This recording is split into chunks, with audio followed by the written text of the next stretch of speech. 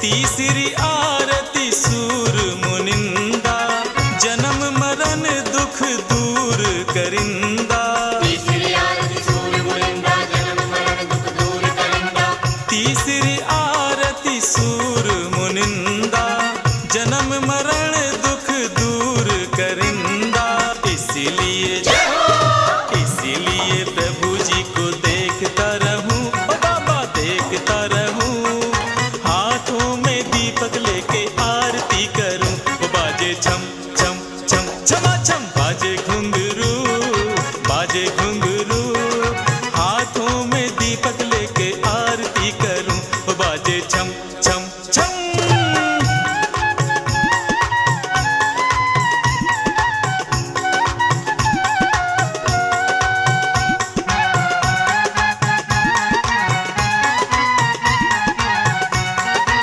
पुण्यों से पूर्व पुण्यों से इस भव में कर बच गया, पूर्व पुण्यों से इस भव में कर बच गया। अगले भव में तू बच कर के तर जाएगा। थोड़ा पापों से डर, थोड़ा कर्मों से डर, जब मिलेगी सजा तो न बच पाएगा। थोड़ा पापों से डर, थोड़ा कर्मों से डर, थोड़ा पापों से डर, थोड़ा कर्मों से डर, जब मिलेगी सजा तो न बच पाएगा। तेरे हर एक गुनाह पे है उसकी नजर, तेरे हर एक गुनाह पे है उसकी नजर। उसकी नजरों से बच कर के तर जाएगा। थोड़ा पापों से डर, थोड़ा कर्मों से डर, जब मिलेगी सजा तो न बच पाएगा। जब मिलेगी सजा तो न बच पाएगा। जब मिलेगी सजा तो न बच पाएगा। शांति, चर्चाएं बंद और जिनमानी की अर्चा में ध्यान लगाना है। अभी बातें हो रही हैं। बोली द्वादशांग जिनवाणी माता की, बोली श्री आदिनाथ भगवान की, बोली श्री चंदा प्रभु भगवान की, बोली श्री शांति कुंतरनाथ भगवान की, बोली चिंतामणि पार्श्वनाथ भगवान की, बोली शासन नायक श्री महावीर भगवान की, बोली चारित्र चक्रवर्ती आचार्य श्री शांति सागर जी महाराज की, बोली परम पूज्य आचार्य संत श्रोमणी आचार्य श्री विद्यासागर जी महाराज की, बोले परम पूज्य प्रातस्मरणीय आचार्य श्री अतवीर सागर जी महाराज की, बोले परम पूज्य गणी प्रमुख श्री ज्ञानमती माता जी की, बोले विश्व शांति महावीर विधान की। आवाज आ रही है अभी?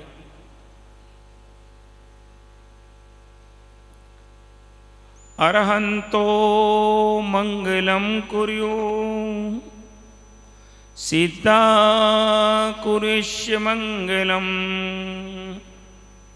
आचार्या पाटिका चापी साधवो सर्वमंगलम।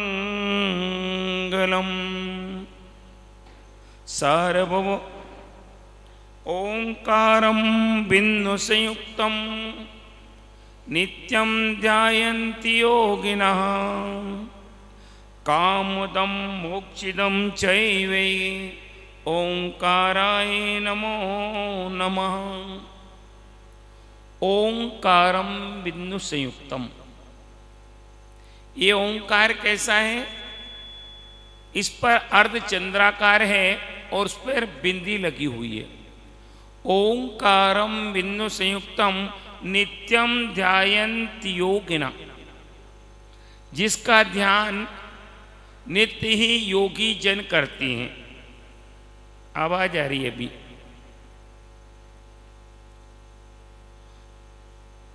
एकदम शांति। किसकी आवाज आ रही है?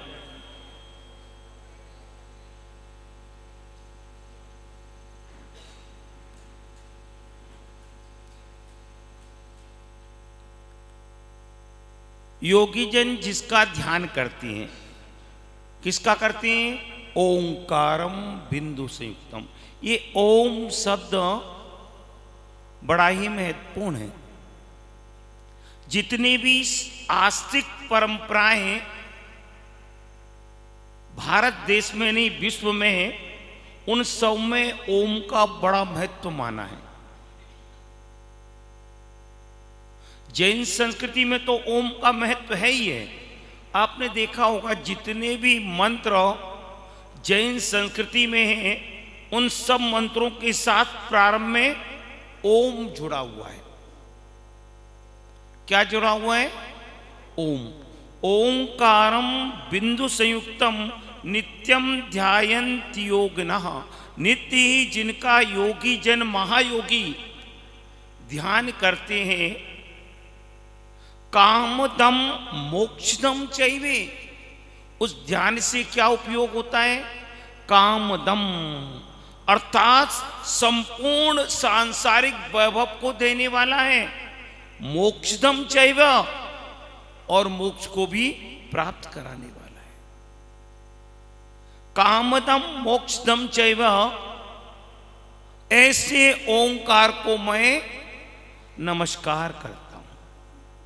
ये ओम शब्द पंच परमेष्टि का प्रतीक है। किसका प्रतीक है? ये जो आपका ओम बना हुआ है ना, इसमें आप देखते हैं, रोज दर्शन करते हैं, पांचों परमेष्टि विराजमान है। अरहंत, सिद्ध, आचार्य, उपाध्याय और साधु। ओम शब्द ओ आ प्लस उ, पांच परमेष्टि में सबसे पहले कौन से परमेष्टि हैं? अरहंत परमेष्टि। अरहंत परमेष्टि का प्रथम अक्षर ले लिए जाए तो आ, उसके बाद दूसरे नंबर पर सिद्ध परमेष्टि। सिद्ध परमेष्टि कैसी होती है? अशरीरी। तो अशरीरी का आ ले ली जाए तो आ प्लस आ अकस्स वर्णे दीर्घ। पाणिनि व्याकरण में एक सूत्र आया है, आ प्लस आ मिलकर के बड़ा आ बन जाता है, एक आ का लोप हो जाता है। उसके बाद तृतीय परमेष्टि आती है आचार्य परमेष्टि। कौन से परमेष्टि? आचार्य परमेष्टि। तो आचार्य परमेष्टि का प्रथम अक्षर क्या है? आ। तो आ प्लस आ मिलकर के यही सूत्र काम करता है, कस्य वर्णे दीर्घ। आ प्लस आ मिलकर के भी आ हो जाता है, एक आ का लोप हो जाता है। उसके बाद उपाध्याय परमेष्टि। उपाध्याय परमेष्टि का उ, पहला शब्द क्या है? उ। आ प्लस उ, तो ये मिलकर के दीर्घ संधि हो जाती है, अर्थात आ प्लस आ मिलकर के ओ शब्द का निर्माण हो जाता है। क्या शब्द बनता है? ओ। और अंतिम शब्द है साधु। साधु को कहते हैं मुनि। मुनि का पहला अक्षर मा, तो ओ प्लस मा मिलकर के ओम शब्द का निर्माण होता है। ये ओम शब्द प्राकृतिक है, ये प्राकृतिक है। और ओम की महिमा जितनी जैन संस्कृति में गाई गई है, उतनी सनातन धर्म में भी ओम शब्द की महिमा को बताया। ओम को परम ब्रह्म रूप माना है। वैष्णव संस्कृति में क्या? परम ब्रह्म का रूप माना है ओम। बौद्ध संस्कृति में भी ओम का बड़ा महत्व माना है। जितनी भी भारतीय संस्कृतियां हैं, उनमें ओम शब्द। हमारी भगवान की जो वाणी कीर्ति है ना, जितने भी तीर्थंकरों की वाणी कीर्ति है, ओम, ओंकार रूप शब्द, ओंकार रूप वाणी कीर्ति है। और वो वाणी ओंकार शब्द कर्णपटों में पहुंच करके बरगना शब्द बरगना रूप में परिणत हो जाता है। और जो जिस भाषा की ज्ञाता बैठे हुए हैं, उस समोषण में मान लो कोई इंग्लिश का ज्ञाता है, कोई हिंदी का है, कोई कन्नड़ का, कोई मराठी है, कोई गुजराती है, तो वो ओमकार का जो शब्द है ना, वो भाषा रूप तदरूप परिणत हो जाएगा। जिससे आजकल व्यवस्थाएं बना दी गई है ना, जैसे बड़ी बड़ी मीटिंग होती है सारे वर्ल्ड के नेताओं की, तो उनके यहाँ वो माइक लगे रहती हैं, उनमें कान में वो लगा दी जाती है पिन। एक व्यक्ति किसी भी भाषा में बोल रहा है, जितने भी सुनने वाले हैं उसमें सम्मिलित है ना, उस भाषा रूप में वो परिणत हो जाती है। तो भगवान की वाणी परिणत हो जाए तो इसमें कोई आश्चर्य वाली बात नहीं है। ये शब्द क्या है? पौद्गलिक शब्द है। शब्द पौद्गलिक हैं, शब्द कभी नष्ट नहीं होती हैं। आज आप देख रहे हैं, आज वैज्ञानिक पुरानी भाषाओं को पकड़ने का प्रयास कर रहे हैं। महाभारत के समय कैसे लोग उच्चारण करते थे, क्या बोलते थे, वो उस शब्द को पकड़ रहे हैं। अब आप देख रहे हैं ना, आप यहां बैठ करके अमेरिका में बात कर रहे हैं। कहां बात कर रहे हैं? 1 घंटी आपने यहां से बजाई और एक क्षण में वो शब्द आमने सामने आप बात कर रहे हैं, बिल्कुल जैसे घर में बैठ करके बात कर रहे हो।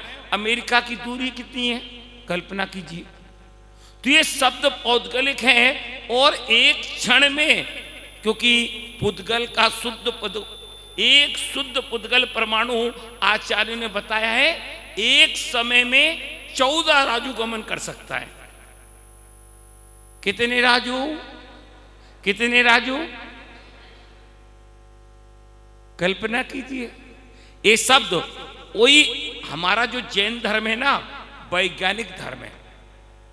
आज जो जितने भी हम विज्ञान के चमत्कार देख रहे हैं ना, ये विज्ञान ने केवल हमारे इन ग्रंथों को ले जाकर के उन पर रिसर्च किया है और रिसर्च करके ऐसे उपकरण हमारे सामने रख दिए। हम सोच रहे हैं कि ये वैज्ञानिकों के चमत्कार हैं। वास्तव में देखा जाए तो ये विज्ञान के चमत्कार नहीं, ये हमारे जैनाचार्यों के चमत्कार हैं, जिन्होंने अपनी दिव्य शक्ति से, दिव्य ज्ञान से इन शास्त्रों को लिखा है। आज से हजारों वर्ष पहले आचार्य उमा स्वामी हुए हैं, जिन्होंने लिखा है शब्द वर्ण, अर्थात शब्दों को पकड़ा जा सकता है, रोका जा सकता है, एक स्थान से दूसरे स्थान पर ट्रांसफर किया जाता है। ये छाया, प्रतिछाया, इसे रोका जा सकता है, पकड़ा जा सकता है। आज टेलीविजन हमने बना दिया, मोबाइल बना दिए। ये हजारों साल पहले हमारे आचार्यों ने लिख दिया है, उन्होंने उसी पर रिसर्च किया है। तो ओम शब्द सबसे महत्वपूर्ण शब्द है। यदि आपको संपूर्ण बीमारियों से बचना है, मैं आपको एक बहुत सुंदर बात बताता हूं। जिन्हें बीच में जाना होता है ना, वो हमेशा याद रखो, पीछे वाली पंक्ति में बैठा करें। कहीं भी जाएं आप लोग, हमेशा पीछे वाली पंक्ति में बैठा करें, ताकि किसी को डिस्टर्ब ना हो।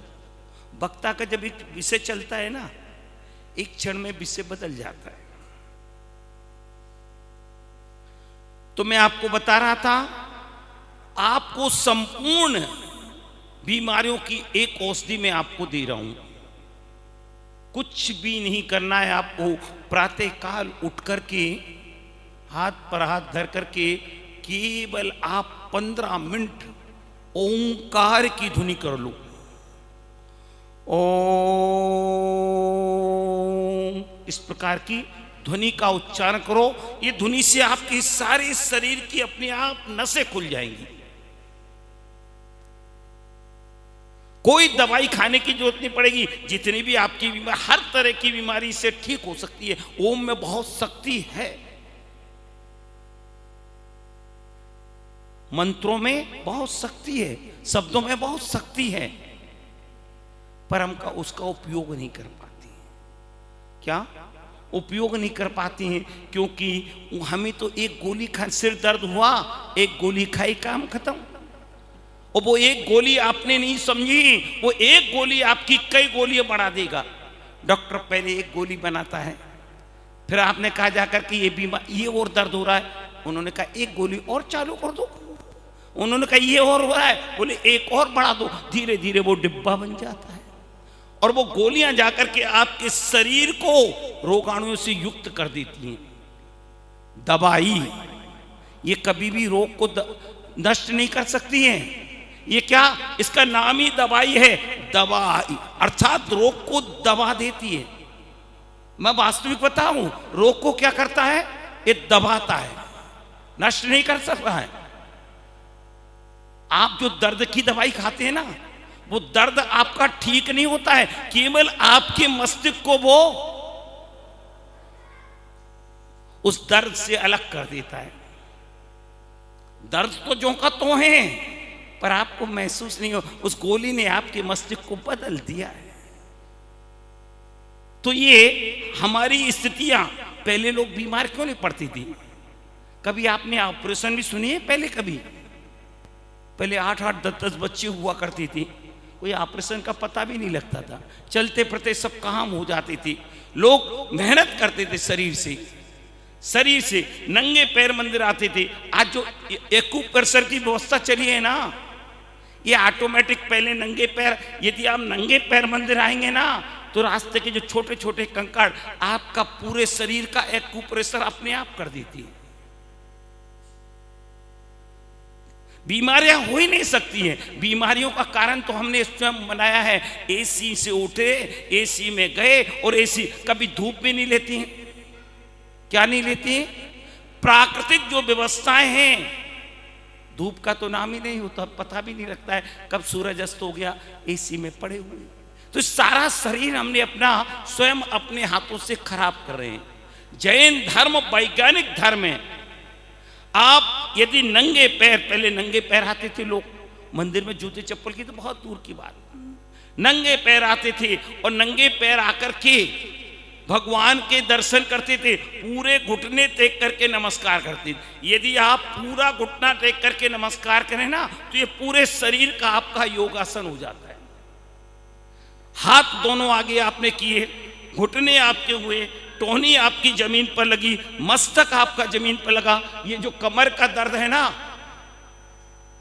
योगा करने की जरूरत नहीं पड़ेगी, ये ऑटोमेटिक योगा है हमारा। यदि विधिवत 3 बार नमस्कार माना है, हमारी परंपरा तो अब तो 1 बार की भी खत्म हो गई। पहले 1 बार तो करते थे, वो 1 बार की, अब तो भगवान को खड़े खड़े ही नमस्कार कर लेते हैं। 3 बार उठ करके, क्या जमीन पर 3 बार उठे, फिर नमस्कार कर, खड़े हों, फिर पूरा नमस्कार करें, फिर खड़े हों, फिर नमस्कार करें। ऐसी हमारी पूर्व की व्यवस्थाएं थी। समझ में आ रहा है ना? ये सारी व्यवस्थाएं थी।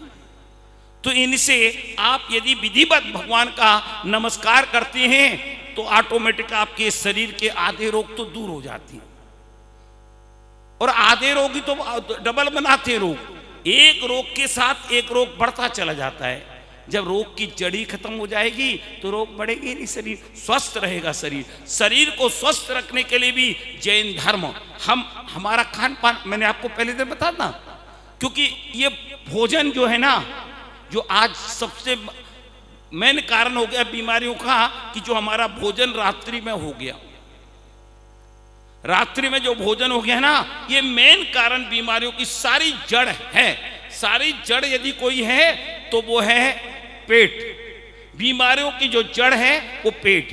पुरानी कहावत है, बोले पैर गरम, पेट नरम, सिर ठंडा, और घर में आवे वैद्य दिखाओ डंडा।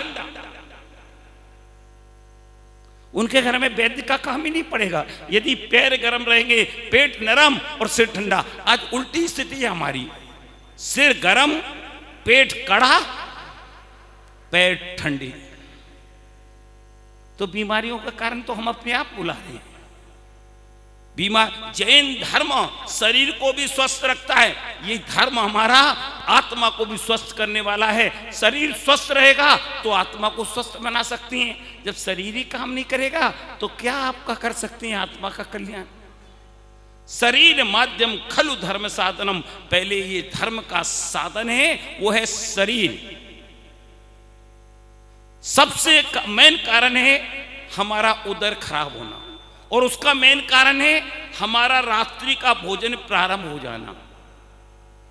हमारा आचार्यों ने लिखा, अब तो वैज्ञानिकों ने सिद्ध कर दिया है, विज्ञान ने ये सिद्ध कर दिया है कि हमारे अंदर जो बड़ी आंत होती है ना पेट के अंदर, जिसमें भोजन आपका गमन करता है, रस बनाता है, रस तैयार करता है जो भोजन, वो पाचन क्रिया, जिसे आप अपनी भाषा में समझो पाचन क्रिया, जो पाचन क्रिया होती है, उन जो नस है बड़ी आंत, यदि ये कोई विज्ञान के विद्यार्थी बैठे हों तो वो जानते हैं, बीच में तो आओ मत।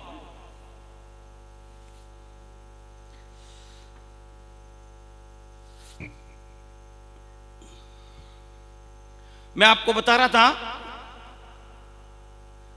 कि विज्ञान के जो विद्यार्थी वो जानते हैं कि जो हमारी बड़ी आंत है ना, वो नसों से ऐसी बंधी हुई है, यदि उसे खोल दिया जाए ना तो उसकी लंबाई है कितनी मालूम है आपको? 20 से 22 फुट लंबी वो नली है। कितने फुट? 20 से 22 फुट लंबी। उतनी यात्रा आपका भोजन करता है, जो एक बार भोजन करती है ना आप, इतनी यात्रा आपका भोजन करके पूरा रस तैयार होता है उसका, जो शरीर को पुष्ट करता है। 20 से लेकर 22 फुट तक की यात्रा करनी पड़ती है। और आचार्यों ने लिखा है, और आज तो विज्ञान ने यह सिद्ध कर दिया है कि जो बड़ी आंत है, जो पेट में उदर में जो आंत है, जो रस तैयार करती है, वो सूर्य के उदय के पश्चात 2 घड़ी के बाद, सूर्य उदय के 2 घड़ी के बाद वो खिल जाती है। क्या हो जाती है? खिल जाती है। और जैसे ही सूर्यास्त होने लगता है वो सिकुड़ना प्रारंभ हो जाती है, और सूर्यास्त से 2 घड़ी पहले तक वो सिकुड़ जाती है। क्या हो जाती है? सिकुड़। जैसे कमल होता है ना, सूर्य के उदय के साथ कमल खिल जाता है। क्या खिल जाता है? कमल खिल जाता है। और जैसे जैसे सूर्य अस्त होता है, कमल वैसे वैसे मुरझा जाता है, बंद हो जाता है। ऐसे ही हमारी ये भोजन की बड़ी आंत है। और जब हम भोजन को मुरझाई हुई भोजन नली में डालते हैं ना, तो उसे भोजन को आगे बढ़ाने के लिए उसको बड़ा पुरुषार्थ करना पड़ता है। इसे छेड़ो मत भाई, एक बार सेट कर दो, छेड़ना मत बिल्कुल। उसे आगे बढ़ाने के लिए बड़ा पुरुषार्थ करना पड़ता है। जैसे आपको उदाहरण दूं, जैसे कभी कभी आपके यहां वोल्टेज कम आ रहे हो, किसके? लाइट की वोल्टेज कम आ रहे हो, और आपकी पानी की टंकी खत्म हो गई हो, तो आप क्या करती हो? मोटर चलाना पड़ती है आपको। और कम वोल्टेज में जब मोटर चलती है ना, तो उसकी आवाज बदल जाती है। उसे पानी उठाने के लिए बड़ा जोर लगाना पड़ता है ना, सबको अनुभव है, जोर लगाना पड़ता है। वो कभी कभी ऐसी स्थिति भी आ जाती है कि मोटर बस्ट हो जाती है। बस यही स्थिति हमारे शरीर की मोटर की। जब आप सूर्यास्त के बाद जो भोजन कर रहे हैं, उसे पचाना तो पड़ेगा ही, जो आपने डाला है अंदर, पर उसे कितनी भी मेहनत। अब जब डबल मेहनत, मान लो एक आदमी 8 घंटे काम कर सकता है, 8 घंटे की ड्यूटी है ही सबकी, 8 घंटे। अब 8 घंटे की जगह आप उसे 16 घंटे कराओगे, तो उसके शरीर की स्थिति क्या हो जाएगी? हाँ, क्या स्थिति? ऐसे ये आपकी सारी मशीनरी, ये पूरा शरीर क्या है? ये पूरा मशीनरी सिस्टम है। जैसे आज मशीन को भी आपको 24 घंटे, जहां 24 घंटे की व्यवस्था है ना, तो उसमें 2 तरह की मशीन लाए। कुछ समय के लिए किसी को बंद किया जाता है, किसी समय को किसको बंद किया जा सकता है। 24 घंटे जहां काम चलता है, पर 24 घंटे एक मशीन को नहीं चलाया जाता है। जब मशीन को भी बीच में रेस्ट दिया जाता है, क्या दिया जाता है? रेस्ट दिया जाता है, नहीं तो क्या होगा? गर्म होकर के खराब हो जाएगी, वस्ट हो जाएगी। ऐसे ये सारा का सारा मशीनी सिस्टम है, इसको भी ठीक करने के लिए समय दिया जाता है। और आप सूर्यास्त के बाद जो भोजन कर रहे हैं, आज डॉक्टर कहने लग गए हैं कि कम से कम सोने से 4 घंटे और 6 घंटे भोजन करो। यदि आपको स्वस्थ रहना है तो आप 6 घंटे और 4 घंटे पहले कैसे करोगे? सोचो जरा, विचार करो। तो स्वास्थ्य की दृष्टि से देखा जाए, ये हमारे लिए आज हमारा जैन धर्म क्या है? पूरा का पूरा विज्ञान है, पूरा का पूरा विज्ञान है, 100% विज्ञान है। पहले लोग छान करके पानी पीते थे ना, लोग हंसते थे। क्या लोग हंसते थे? अरे कहते थे, अरे इसमें क्या मछलियां आ रही हैं क्या? आज बड़े शौक के साथ आपकी 20 रुपए और 25 रुपए की बोतल लेकर के पीते हैं। क्या पीते हैं? वो पानी क्या है? वो भी फिल्टर किया हुआ ही तो पानी है। कौन सा पानी है? फिल्टर पानी है। आपके आपने जो फिल्टर लगा रखा है वो क्या चीज है? वो भी आधुनिक छन्ना है। हमारे जैनाचार्यों ने तो पहले ही लिख दिया था कि भैया इस पानी को, उसमें जीव की रक्षा का भाव था। इसमें आपका पानी तो छनता है पर इसमें जीव रक्षा का कोई भाव नहीं होता है। वो धर्म आपका अलग हो जाए। स्वास्थ्य के लिए तो ठीक है, पर धर्म की दृष्टि से वो आपका जीव रक्षा नहीं हो रही उसमें। पहले आपने देखा होगा पुराने मंदिरों में, आज भी जो पुराने मंदिर हैं उसमें 2 तरह की बाल्टियां होती थी। एक नीचे भी कुंदा लगा रहता था, एक ऊपर भी कुंदा लगा रहता था। आज व्यवस्थाएं बदल गई। ऐसे दोहरे मोटे छन्ने से पानी को छाता था ताकि जिसमें सूर्य की किरण भी प्रकाश ना प्रवेश कर सके। दोहरे छन्ने को, और उसकी जो बिलछानी होती है, आज बिलछानी तो लोग समझ ही भूल ही गए। बिलछानी को भी बड़े हल्के हाथ से उल्टा करके बाल्टी में और ऊपर से उसमें छना हुआ पानी डाला जाता था, और वो पानी भी ऊपर से फेंका नहीं जाता था, नीचे वाले कुंदे में फंसा करके बाल्टी को नीचे भेजते थे, और नीचे जाकर के वो बाल्टी फिर ऊपर सीधे होकर के आती थी, पानी नीचे छोड़ करके। बड़ी व्यवस्थाएं हमारे पूर्वजों ने, तभी तो वो स्वस्थ रहते थे। मैंने यह देखा दिल्ली में, उनका नाम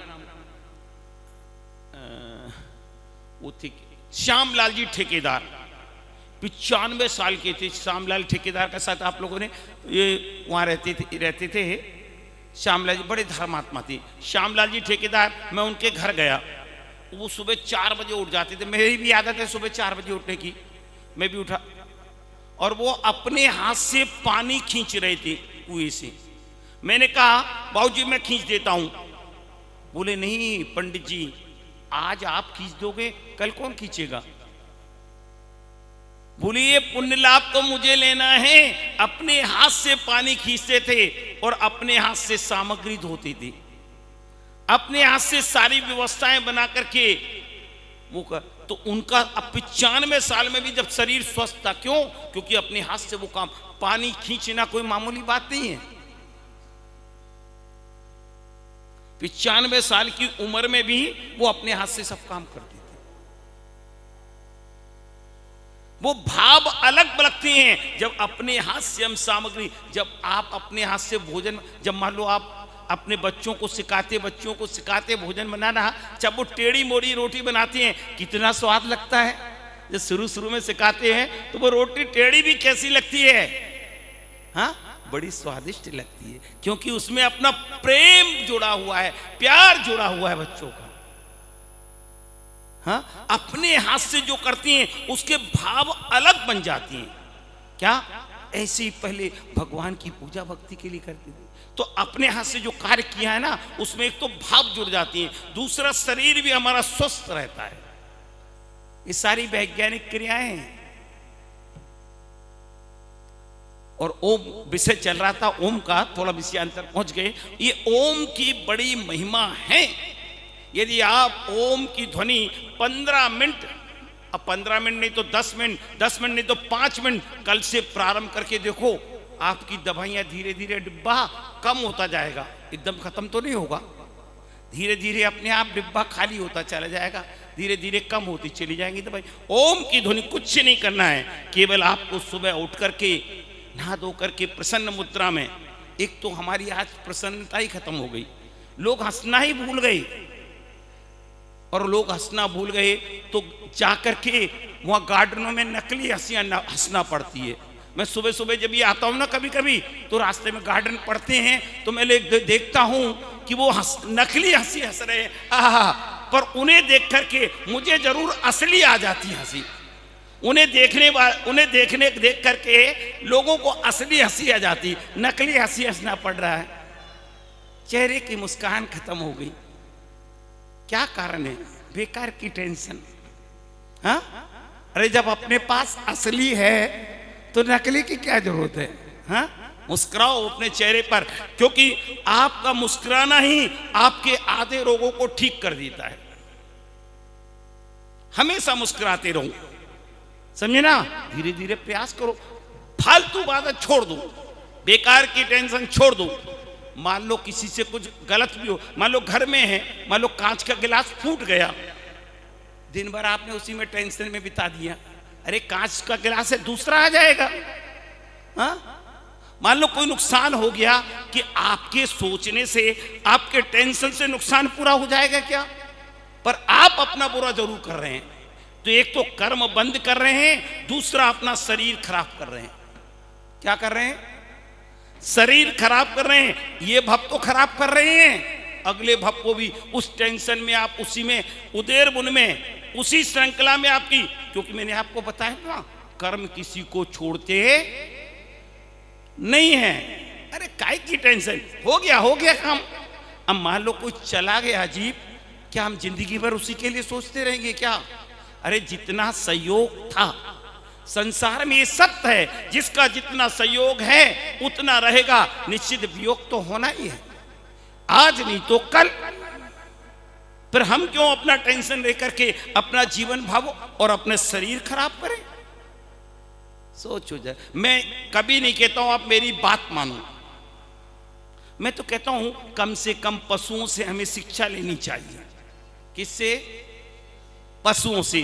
पशु अच्छे सज रहा है सितारा के घर पालना, माता त्रिशलावती झुनझुना ले रही, वीर के हाथ में हंस के जब दे रही, ये सुशोभित ये सुंदर अधर पालना, वीर स्वामी का सुंदर अधर पालना, सज रहा है सितारत के घर पालना, इसमें रेशम की सुंदर लगी डोरियां, सच्चे मोती में चरों और ना, वीर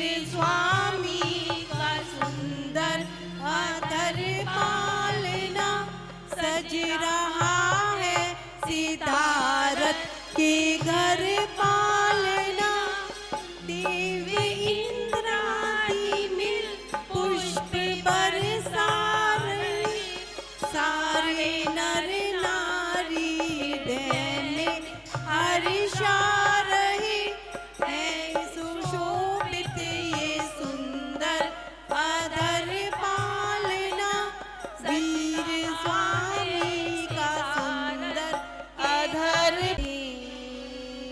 जन्म जयंती महावीर की आज मनाते हैं, जन्म जयंती महावीर की आज मनाते हैं, श्रद्धा की भावों से हम उन्हें बुलाते हैं, श्रद्धा की भावों से हम उन्हें बुलाते हैं, जय जय त्रिशला के नंदन करते चरणों में वंदन, जय जय त्रिशला के नंदन करते चरणों में वंदन।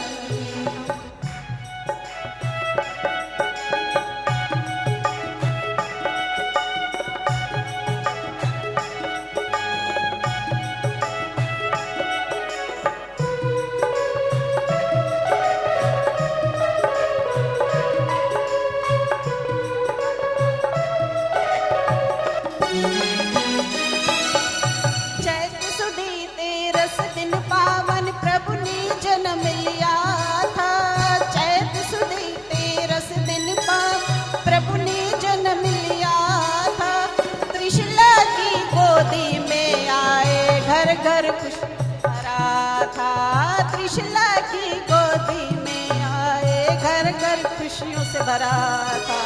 बोलो वीर प्रभु की जय बोलो, जय बोलो, जय बोलो, वीर प्रभु की जय बोलो।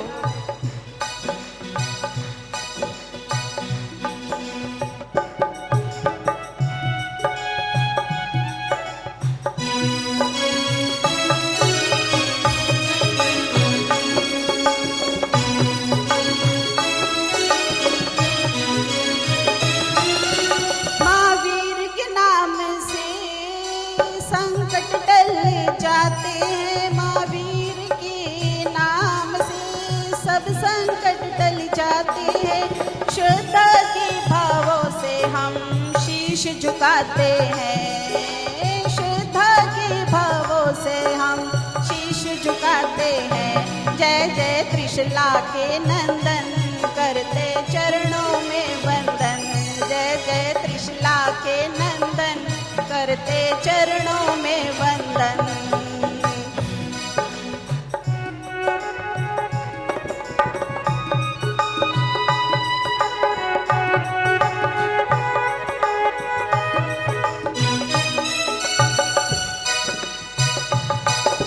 तुमने जो सिद्धांत दिए जीवन में उनको अपनाए, तुमने जो सिद्धांत दिए जीवन में उनको अपना। सत्य अहिंसा त्याग के पथ पर हम बढ़ते जाएं, सत्य अहिंसा त्याग के पथ पर हम बढ़ते जाएं। हर सांस में बसते जय महावीर, हर सांस में बसते जय महावीर। सुख दुख की घड़ी में जय महावीर, सुख दुख की घड़ी में जय महावीर। महावीर के जाप से कल्मश मिट जाते हैं, महावीर के जाप से कल्मश मिट जाते हैं। श्रद्धा के भावों से हम उन्हें बुलाते हैं। जय जय त्रिशला के नंदन, शत करते हम वंदन। जय जय त्रिशला के नंदन, करते चरणों में वंदन।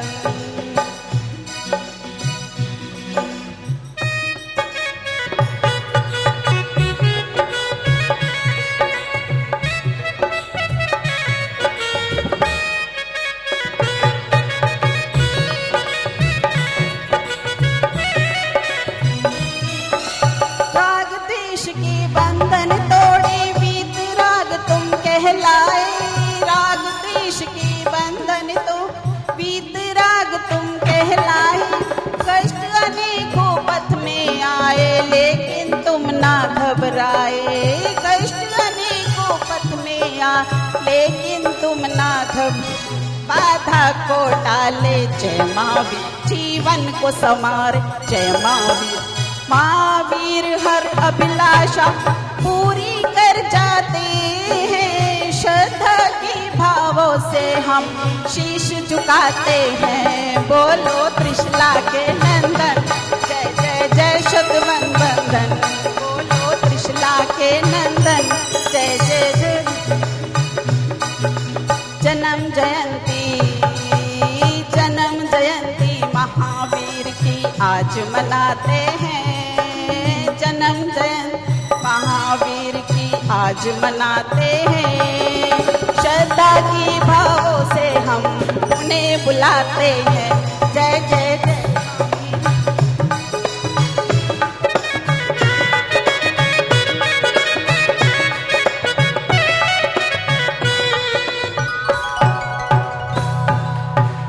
चरणों में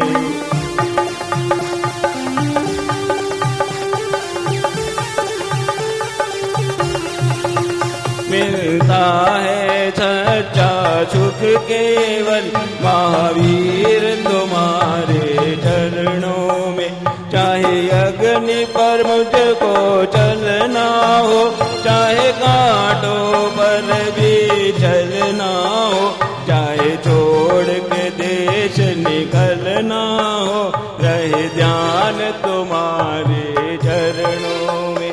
मिलता है सच्चा सुख केवल महावीर तुम्हारे चरण जीवा पर तेरा नाम रहे, तेरी याद सुबह और शाम रहे, बस काम ये आटो जाम रहे, रहे ध्यान तुम्हारे चरणों में।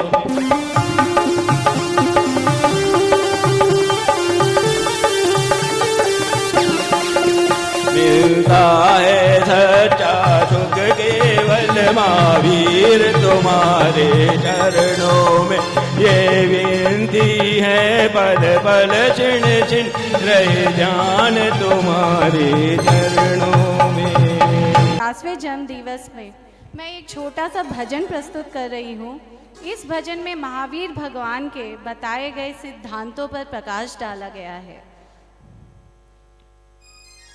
महावीर प्रभु के चरणों में श्रद्धा के कुसुम चढ़ाए हम, ऊंचे आदर्शों को अपना जीवन की ज्योति जगाए हम, तप संयममय शुभ साधन से आराध्य चरण आराधन से, बन मुक्त विकारों से सहसा अब गीत विजय के गाए हम, दृढ़ निष्ठा नियम निभाने में हो प्राण बलि प्रण पाने में, मजबूत मनोबल हो ऐसा कायरता कभी न लाए हम, महावीर प्रभु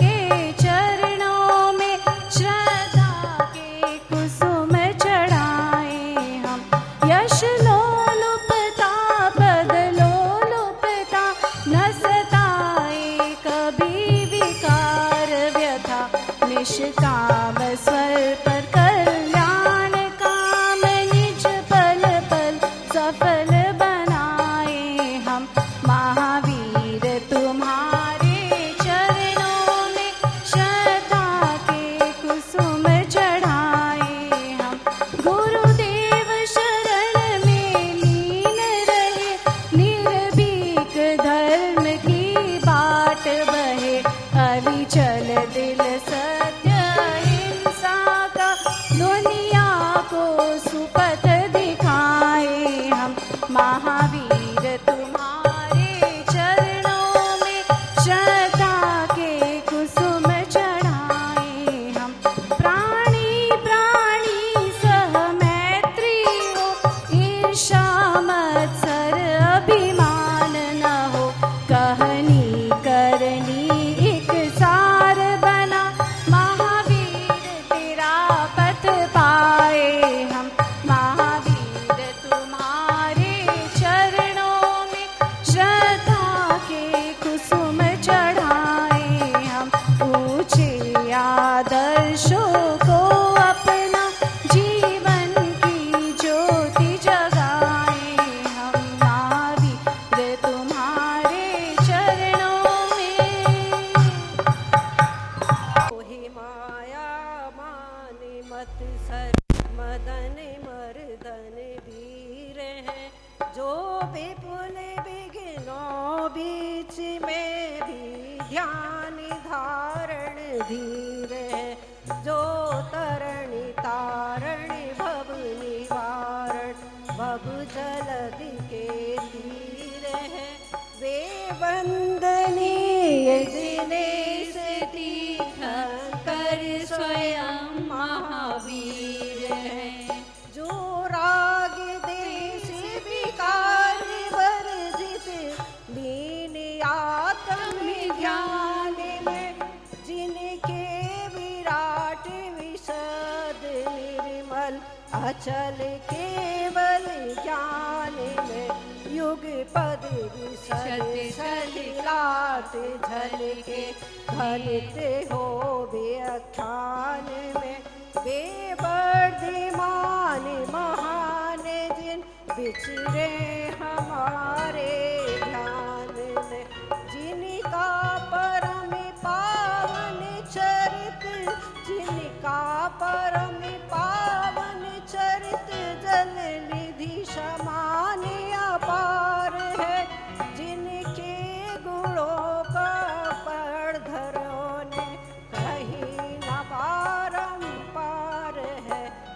विराग विज्ञान ही जिनके कथन का सार है, उन सर्वदर्शी शनिमति को वंदना सतबार है।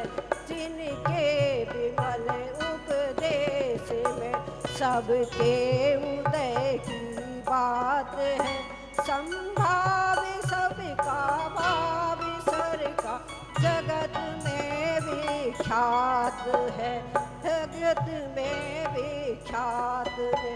जग को बताया आपने प्रत्येक कण स्वाधीन है, करता न हरता कोई है, जग में लीन है। आत्म बने परमात्मा हो, शांति सारे देश में है, देश ना सर्वोदयी। मैंने महावीर भगवान का जो हम बचपन से सुनते आ रहे थे संदेश, जियो और जीने दो को मैंने क्या समझा, मैं उस बात को बताना चाहता हूँ आपको, कहाँ मैं उसको जोड़ पाया। महावीर भगवान ने हरदम ये कहा कि सारे हर एक की आत्मा बिल्कुल सेम है, चाहे वो मनुष्य है, चाहे वो त्रियंश गति है, कोई भी है, आत्मा सबकी सेम है।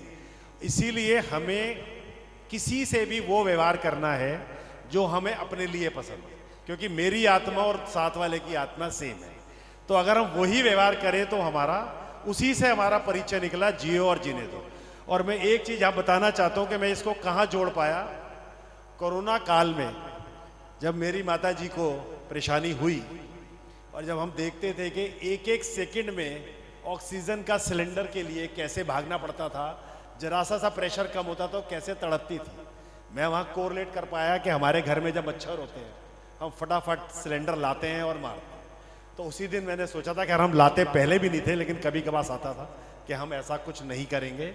अगर हम अपने लिए वो तड़पन झेल सकते हैं, कैसी तड़पन झेली, तो वो जीव भी वो तड़पन झेलता था, तो वो नहीं करेंगे।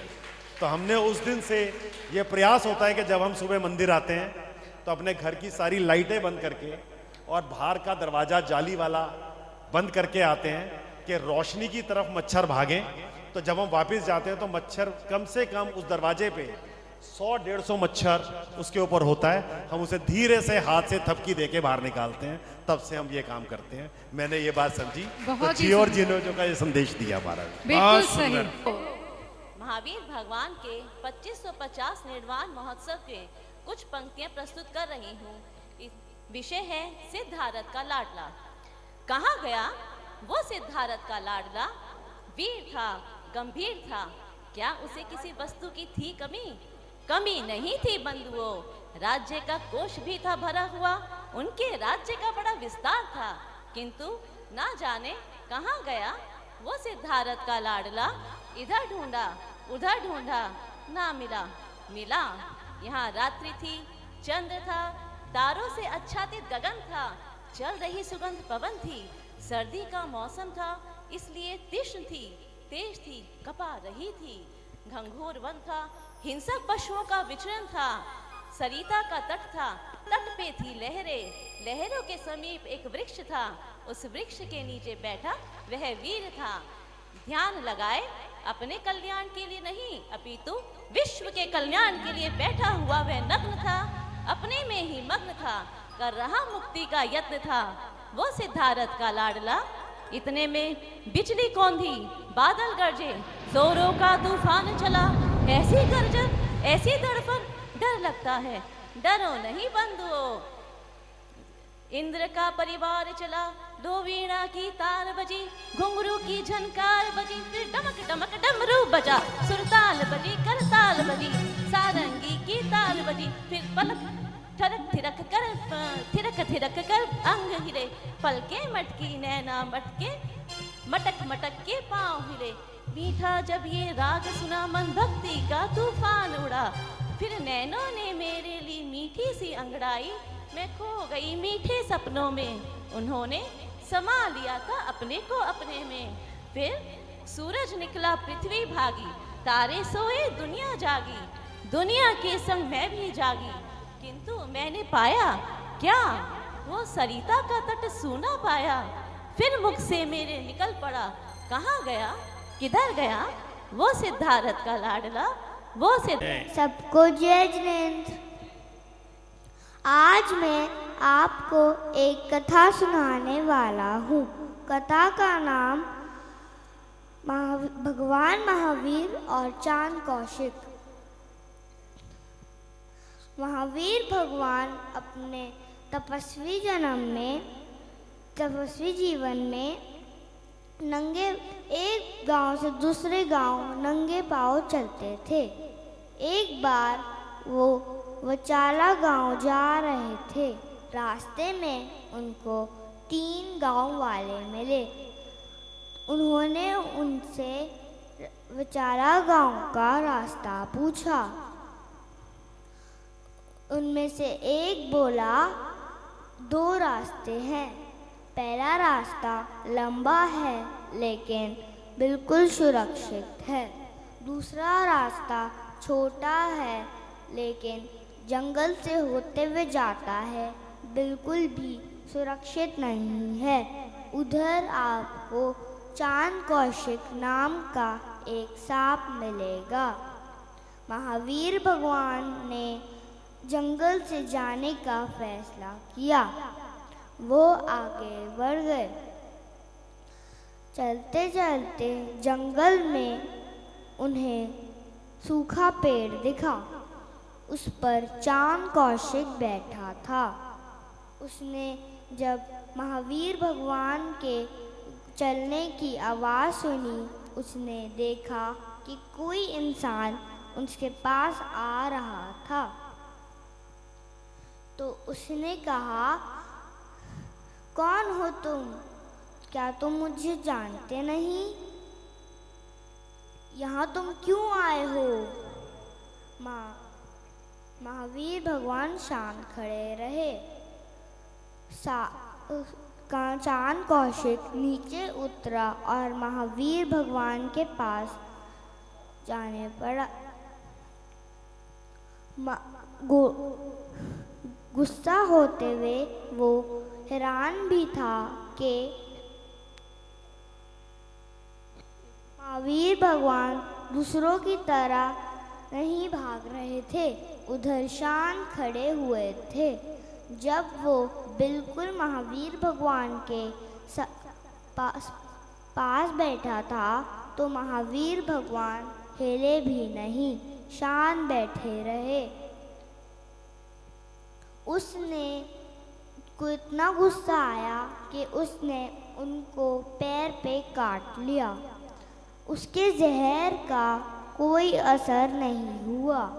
उसने जब देखा महावीर भगवान के पैर से खून नहीं, दूध निकल रहा था, उसने एक बार महावीर भगवान की शक्ल देखी।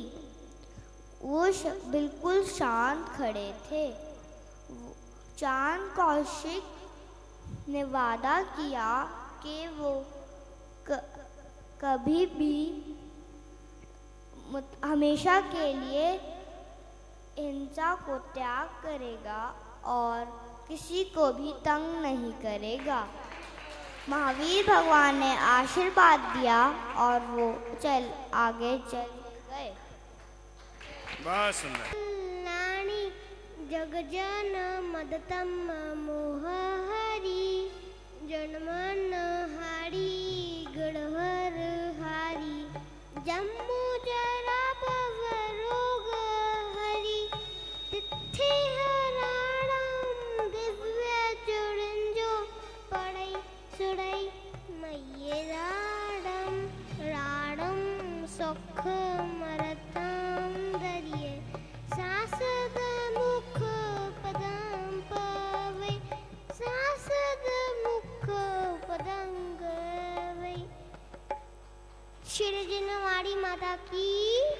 हिमाचल तेन कसे गुरु गौतम के मुख कुंड ढरी है। मोह महाचल भेद चली जग की जरता तप दूर करी है। ज्ञान पयो निधि माही रत्नी बहु भंग तरंग न सो उछरी है। ताशुचि शारद गंगाधरी प्रति मैं अंजुरी करी शीश धरी है। या जग मंदिर में अनिवार्य अज्ञान अंधेर छयो अति बारी। श्री जिन की ध्वनि दीप शिखा समझो नहीं होती प्रकाशन हारी। तो किस पाती पदार्थ पाती कहा लहते लहते अभिचारी। या विधि संत कहे धनी है जिन बैन बड़े उपकारी। जा वाणी के ज्ञान दे सूझे लोकालोक सो वाणी नतमक नमो सदा दे थो दो। दे माँ अज्ञान था से हमें तार दे माँ। हम भी तो समझे हम भी तो जाने। बोधि विरागिता को पालिया प्रभु आपने। उपदेश देहित कर अनेकों भव्य निज सम कर लिए। रवि ज्ञान के शारदे माँ अज्ञानता से हमें तार दे माँ। तू स्वर की देवी हर संगीत तुझसे हर शब्द तेरा हर गीत तुझसे। हम हैं अकेले हम हैं अधूरे तेरी शरण माँ हमें प्यार दे माँ। हे शारदे माँ हे शारदे माँ अज्ञानता से हमें तार दे माँ। मुनियों ने समझी मुनियों ने जानी आगम की भाषा पुराणों की वाणी। हम भी तो समझे हम भी तो जाने विद्या का हमको अधिकार दे माँ। हे शारदे माँ हे शारदे माँ अज्ञानता से हमें तार दे माँ।